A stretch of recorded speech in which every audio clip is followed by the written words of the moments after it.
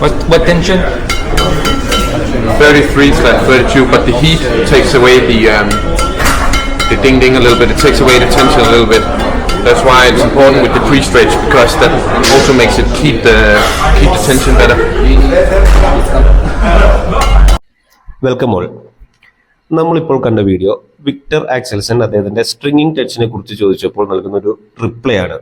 അതിൽ അദ്ദേഹം ഒരു പ്രീ സ്ട്രെച്ചിങ് എന്നൊരു വേർഡ് ഉപയോഗിക്കുന്നുണ്ട്. എന്താണ് ഈ പ്രീ സ്ട്രെച്ചിങ്? ഇതിന് മുന്നത്തെ ഒരു സ്ട്രിങ്ങിനെ കുറിച്ചുള്ള വീഡിയോയിൽ നമ്മൾ ഈ പ്രീ സ്ട്രെച്ചിങ്ങിനെ കുറിച്ച് ചെറിയ രീതിയിലൊന്ന് മെൻഷൻ ചെയ്തിട്ടുണ്ട്.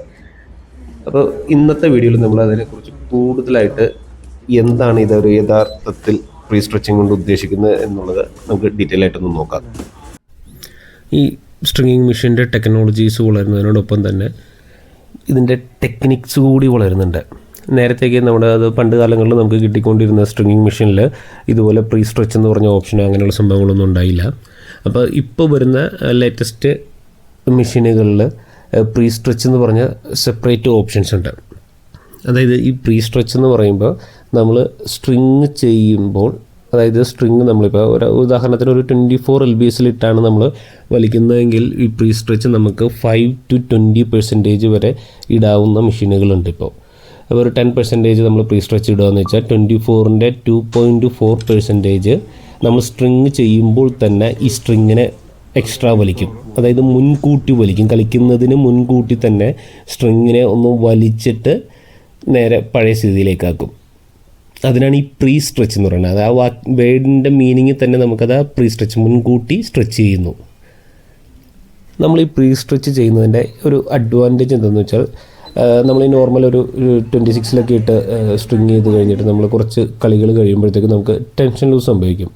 അത് ഒരു സ്ട്രിങ്ങിൻ്റെ ഒരു ക്യാരക്ടറാണ്.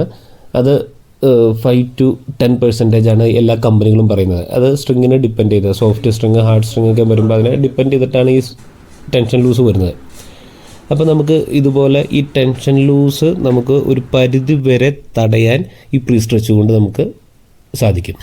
മറ്റൊരു അഡ്വാൻറ്റേജ് എന്താണെന്ന് വെച്ചാൽ, നമുക്ക് ഈ സ്ട്രിങ് പുതുതായിട്ട് നമ്മൾ സ്ട്രിങ് ചെയ്യുമ്പോൾ മിക്കപ്പോഴും എല്ലാവർക്കും ഫീൽ ചെയ്യുന്നതായിരിക്കും ആ ഒരു 2 ദിവസത്തേക്ക് നല്ല സ്റ്റിഫായിട്ടായിരിക്കും സ്ട്രിങ് ഇരിക്കുന്നത്. അതൊന്ന് ലൂസായി കഴിയുമ്പോഴാണ് നമുക്ക് ആ ഒരു പവറിലേക്ക് വരുള്ളൂ.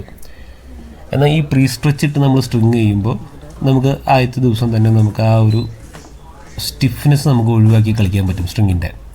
ഇപ്പോൾ ഒരു ടൂർണമെൻറ്റൊക്കെ കളിക്കാൻ വേണ്ടി അന്നത്തെ ദിവസം കെട്ടുന്ന ആളുകൾ ഈ പ്രീ സ്ട്രെച്ച് ഇടുന്നത് നല്ലൊരു അഡ്വാൻറ്റേജ് ആയിരിക്കും. ഈ പ്രീ സ്ട്രെച്ച് കൊണ്ട് ഇങ്ങനെയുള്ള ഗുണങ്ങളൊക്കെ ഉണ്ടെങ്കിൽ കൂടി നമ്മളിത് ഓൾറെഡി ഇതുപോലെ സ്ട്രെച്ച് ചെയ്ത് വെച്ചിരിക്കുന്ന കാരണം നമ്മൾ കളിക്കുമ്പോൾ സ്ട്രിങ് അധികം സ്ട്രെച്ച് ആവില്ല. സ്ട്രിങ് അധികം സ്ട്രെച്ച് ആവാതിരിക്കുമ്പോഴുള്ളൊരു പ്രശ്നം എന്തെന്ന് വെച്ചാൽ അതിൻ്റെ ഡ്യൂറബിലിറ്റിയെ ബാധിക്കും. സ്ട്രിങ് അത് ബ്രേക്ക് ആവും. അപ്പോൾ പ്രീ സ്ട്രെച്ച് എത്രത്തോളം നമ്മൾ ഇടണോ അത്രത്തോളം അതിൻ്റെ ഡ്യൂറബിലിറ്റിയെ ബാധിക്കും.